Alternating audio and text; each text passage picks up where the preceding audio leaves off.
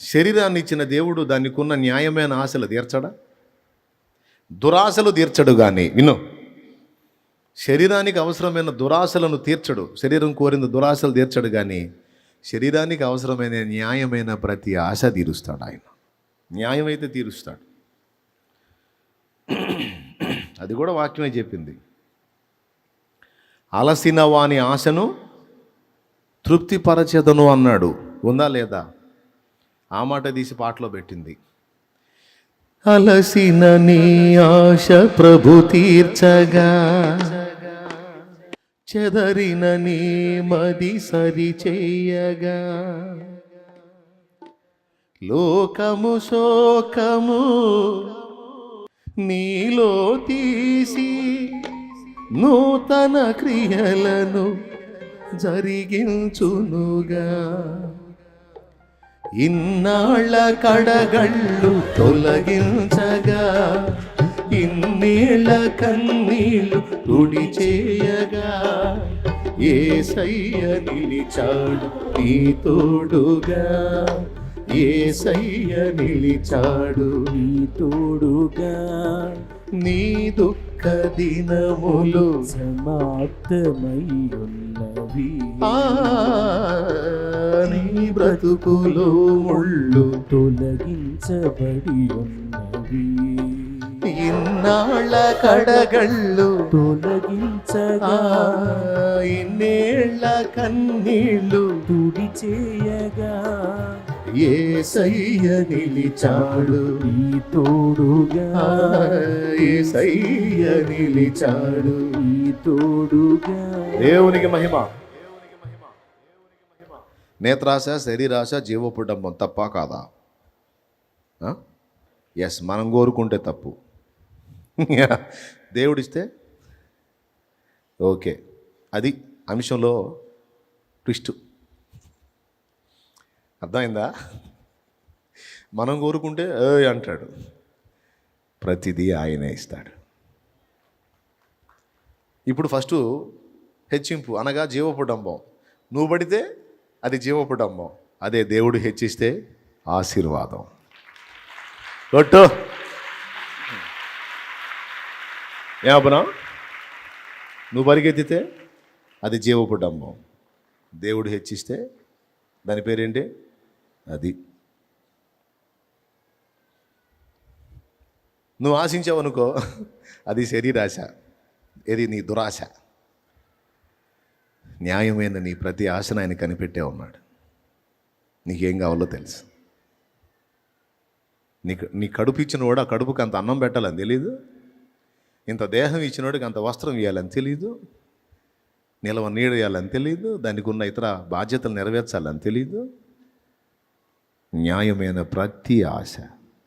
నీ పిల్లలు బాగుండాలని నువ్వు కోరుకున్నావు, న్యాయం తప్పకుండా తీరుస్తాడు. నీ పిల్లలు అనేక మందికి హెల్ప్ చేసేవాళ్ళుగా ఉండాలనుకో, ఓకే. న్యాయంగా నువ్వు ఏదేది ఆశించావో అవన్నీ అట్లా పెట్టుకుంటాడు మనసులో. నేను చెప్పేది నిజం. నీ ఆశల్ని కొట్టేయడు, మనసులో పెట్టుకుంటాడు. మళ్ళీ ఏం పట్టించుకున్నట్టే ఉంటాడు. అసలు ఏంటి పిచ్చి పిచ్చి ఆశలు ఏంది పెట్టుకున్నా కుదరదు పో అన్నట్టుగా ఉంటాడు. కానీ ఒకటొకటి నెరవేర్చి నీ ముందుకు తీసుకొచ్చినప్పుడు కూర్చొని ఏడవటమే, నువ్వు ఇక కూర్చొని ఏడవటమే. ఎందుకంటే నీ అంతరంగంలో నువ్వు అనుకున్న ఆలోచనలని ఆయన గుర్తుపట్టి నెరవేర్చినప్పుడు నీకు ఆశ్చర్యమును దుఃఖం వస్తాయి. దుఃఖం అంటే ఆనందంతో కూడా ఒక్కోసారి ఏడుపు వచ్చింది కదా. ఆనందంతో కూడా ఒక్కోసారి ఏడుపు వచ్చింది. నేను ఒకసారి ఒక వీడియో చూశాను. దాదాపు 2 సంవత్సరాల తర్వాత కొడుకు తల్లి దగ్గరికి వచ్చాడు. 2 ఏళ్ల తర్వాత వేరే దేశం నుండి వచ్చేటప్పుడు వాడు చెప్పకుండా వచ్చాడు. నేను వస్తున్నాను ఇట్లా ఏం చెప్పలా, సైలెంట్గా బయలుదేరి వచ్చేసి వాళ్ళ అమ్మ వెనకాల వెళ్ళి అలాగ పట్టేసుకున్నాడు వాళ్ళ అమ్మని. అమ్మా అని ఇటు తిరిగి ఇంకా కేకలేదు, వేసి కేకలేసి ఏడుతుంది. మాట్లాడలా, ఏడుతుంది. చాలాసేపు ఏడ్చింది. ఎందుకు ఏడుతున్నావు? ఏం కాదు, వచ్చాను కదా అంటే కూర్చొని ఏడుస్తూ ఉంది. ఆ ఏడుపు ఎందుకో తెలుసా? 2 సంవత్సరాల నిరీక్షించిన కొడుకు కళ్ళ ముందు కనపడి, అది కూడా చెప్పకుండా సడన్గా వచ్చేసరికి ఆనందం పీక్ స్టేజ్కి వెళ్ళిపోయింది. ఆనందం పీక్ స్టేజ్కి వెళ్ళినప్పుడు ఏడిపోయి వచ్చింది. అందుకు చెప్పా, నీ ఆశల్ని గుర్తిస్తాడు ఆయన. దేహాన్ని ఇచ్చిన దేవుడు దేహానికి కొన్ని ఆశలు ఉన్నాయి, అందులో న్యాయమైన ఆశలు కొన్ని ఉన్నాయి. కనిపెట్టే ఉన్నాడు ఆయన. తొందరపడకూడదు మనం. ఆదాం దగ్గర నుంచి హవ్వ దగ్గర నుంచి మనకు వచ్చిన వ్యవహారం మిగిలిన లక్షణాలు ఏమో కానీ ఈ దరిద్రం మాత్రం బాగా వచ్చింది. ఏంటంటే దడ ఆయాసం, దేవుడిచ్చిందా కాగం. స్తోత్రం, హల్లెలూయా. తపన, పోయా పోయా పోయా పోనే పోయే అనుకుంటూ పరిగెత్తుంటాడు. ఆయన అంటాడు, వెయిట్ వెయిట్ వెయిట్, అరే ఎందుకంత దడపడదు, ఆగాలి. లేదు ప్రభు అంతా అయిపోయింది ప్రభు. ఎవడు చెప్పాడు అయిపోయిందని? నేను చెప్పలేదుగా. అయిపోయింది కదా, ఇప్పుడే స్టార్ట్, అసలు ఇంకా స్టార్టే కాల అంటాడు. నిజం, రైట్. నీ శరీరాన్ని ఇచ్చిన దేవుడు దాని ఆశలు న్యాయమైన ప్రతిదీ తీరుస్తాడు. నేత్రాశ అన్నాను.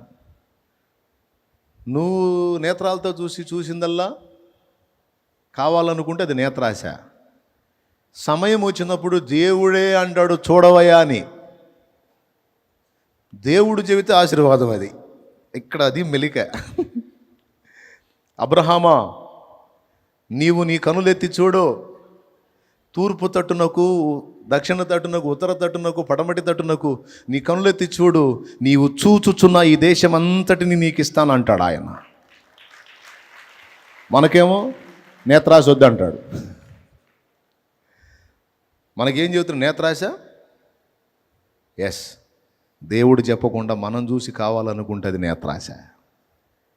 తగిన సమయం ఆసన్నమైనప్పుడు దేవుడే చూడు అంటాడు. అప్పుడు నువ్వు చూసిన దాన్ని నీకు అందేటట్టు చేస్తాడు ఆయన. మనం కోరితే కేసు, దేవుడిస్తే అది. మనం కోరితే అగచాట్లకి, దేవుడిస్తే ఆచితూచి ఆలోచించి ఏది క్షేమమో. ఇప్పుడు నేత్రాశ, శరీరాశ, జీవపుటము తప్ప కాదా? మరి ఈ 3 భక్తులకు ఆయన ఇచ్చినట్టు కనపడుతుంది కదా. మరి కొన్నిసార్లు కొంతమంది శరీర సంబంధమైన సంతానం విషయంలో ఆశించారు, దేవుడు బ్లెస్ చేశాడు. శరీరానికి కావాల్సిన అవసరత విషయంలో అడిగారు, దేవుడు ఇచ్చాడు. దేవుడిస్తే ఆశీర్వాదం. మనం తొందరపడి పరిగెత్తితే పాపం. అందుకే అన్నాడు, నీ దేహానికి కావాల్సినవి ఏంటో నాకు తెలుసు. మత్తయి సువార్త 6వ అధ్యాయం.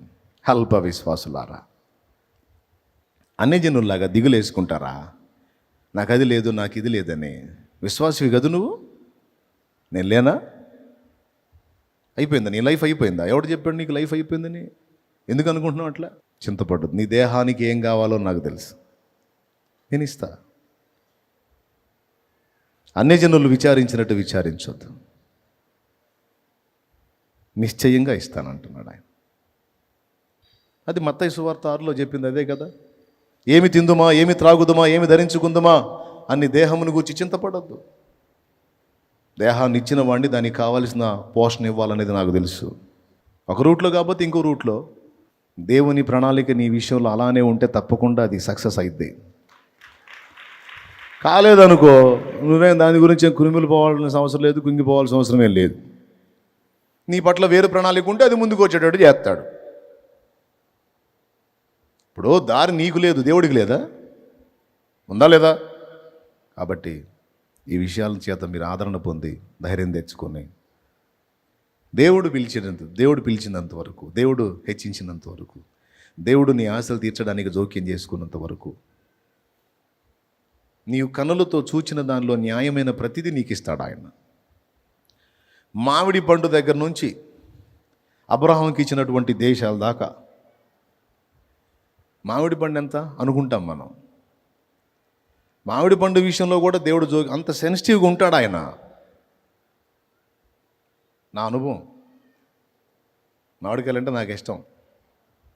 జేబులో 10 రూపాయలే ఉంది, ఒక కాయ 10 రూపాయలు పెడితే ఒక కాయ వచ్చిద్ది. కానీ అదే 10 రూపాయలు ఉంటే పచ్చడికి వచ్చిద్ది. పచ్చడి చేసుకుంటే 3 పూట్ల తినవచ్చు నేను, కుటుంబం. అట్లుంది పరిస్థితి మరి సేవ ఆరంభంలో.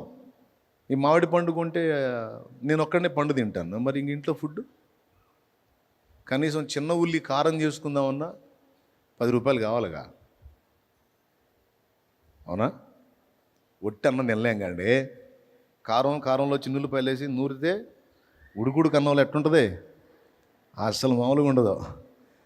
అంటే అది కూడా తిన్నాం. దేవునికి స్తోత్రం. చూసి వెళ్ళా మార్కెట్లో, మంచి రంగు మీద ఉన్నాయి కాయలు,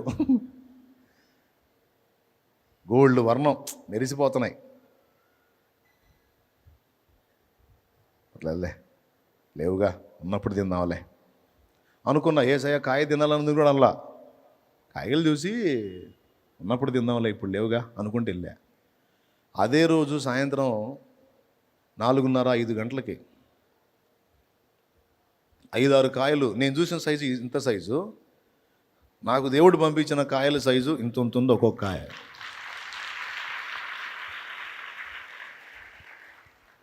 ఇది అబద్ధం కాదు, నిజం. ఇప్పుడు ఆ కాయలు చూసినప్పుడు ముందు తినాలన్న ఆపేక్ష సంగతి, తర్వాత పైకి చూసుకోవటం, ఏడవటం. ఏంది నీకు ఇది కూడా అర్థమైందా? నేను మామిడికాయకి వెళ్ళి చూసి మనసులో అనుకున్నది కూడా అర్థమైందన్నమాట. ఒక్క కాయ తిందాం అనుకున్నాను, నాకు ఇన్ని కాయలు పంపించావా, ఇంకెట్లా? అవి చూసుకోవటం, ఏడుచుకోవటం. ఎంత శ్రద్ధ కలిగి ఉంటావు దేవా నువ్వు. అంతరంగంలో ఉన్న సున్నితమైన విషయాన్ని కూడా గుర్తించేది నీకు న్యాయం అనిపిస్తే నువ్వు వెంటనే అది జరిగేటట్టు చేస్తావు. తల్లికున్నదా తండ్రికున్నదా నీ ప్రేమ జాలి యేసయ్యా, అన్నదమ్ములకైనా కన్న బిడ్డలకైనా నీ ప్రేమ లేదు యేసయ్యా.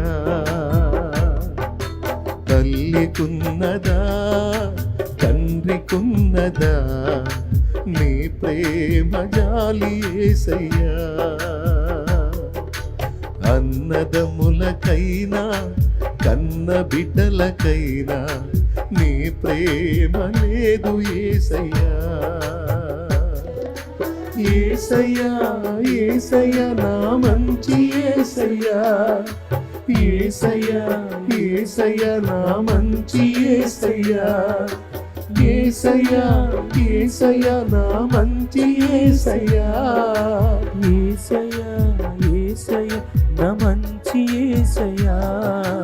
తల్లికున్నదా తండ్రికున్నదా నీ ప్రేమ జాలి యేసయ్యా,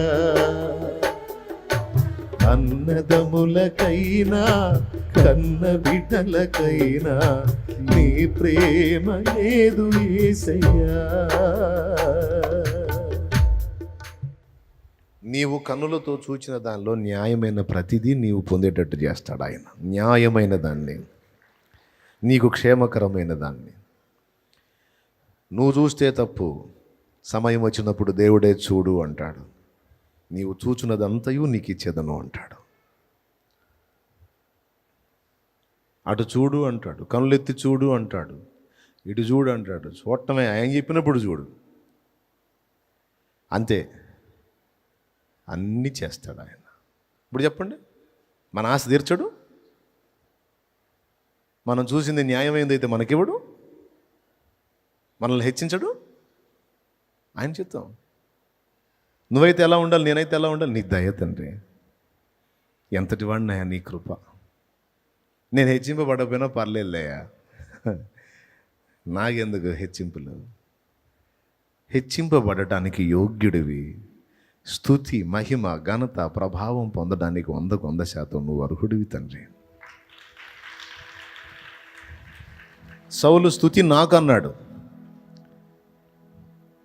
నాకు 1000 కొలది పాడి, దావీదుకు 10,000 కొలది పాడిరే. రాజ్యమును తప్ప నా యొద్ద నుండి ఏం తీసుకొనగలడు అన్నాడా సౌలు. స్తుతులు పాడించుకున్నారు. స్తుతి ఎవరికి? సౌలు పాడించుకున్నందుకు తన్నులు తిన్నాడు. స్తుతి ఆయనకి, ఘనత మహిమ ప్రభావాలు ఆయనకి. మన ప్రభు హెచ్చింపబడితే మనం హెచ్చింపబడ్డట్టు కాదా? మన యేసయ్య నామం మహింపరచబడితే అది మన మహిమ కాదా? ఆయన కొనియాడబడితే అంతకు మించిన ఆనందం మనకే ఉంది. యథార్థ హృదయంతో మనం అలా వెతికినప్పుడు ఆయన అంతకంటే ఎక్కువగా మనల్ని పైకెత్తుకోవాలని ఆశిస్తాడు. ఇంకా చెప్పాలంటే తన్ను తాను మరుగు చేసి తనను ప్రేమించే భక్తుల్ని ఎత్తిపట్టాడండి దేవుడు. సముద్రాన్ని పాయలు చేసింది ఎవరు? ఎవరు? మోషే అన్నారు. దేవుడు అండి చేసింది, మోషే కాదు. కానీ దేవుడు కనపడలా, మోషే కనపడ్డాడు. ఆ ఘనత మోషేకి ఇచ్చాడు. అట్లా అద్భుతాలు చేసి మరీ భక్తుల్ని ఎత్తుకున్నాడు ఆయన. తొందరపడద్దు, ఆవేశపడద్దు, ఆయాసపడద్దు. నీ గురించి ఆయన ఆలోచిస్తున్నాడా లేదా? విచారిస్తున్నాడా లేదా? చింత కలిగి ఉన్నాడా లేదా? నా విషయంలో దేవునికి పట్టింపు ఉంది అంటే చేయొద్దు. నేను నమ్ముతున్నానన్నా, నాకు విశ్వాసం ఉంది, నా తండ్రి నా విషయంలో శ్రద్ధ కలిగి ఉన్నాడు, దృష్టి కలిగి ఉన్నాడు, ఆలోచన కలిగి ఉన్నాడు, విచారిస్తున్నాడో, నేను నమ్ముతాను అంటే చేయొద్దు. చేతులు ఎత్తిన వారి అందరి విశ్వాసము, మనందరి విశ్వాసాన్ని నా దేవుడు నెరవేర్చునుగాక.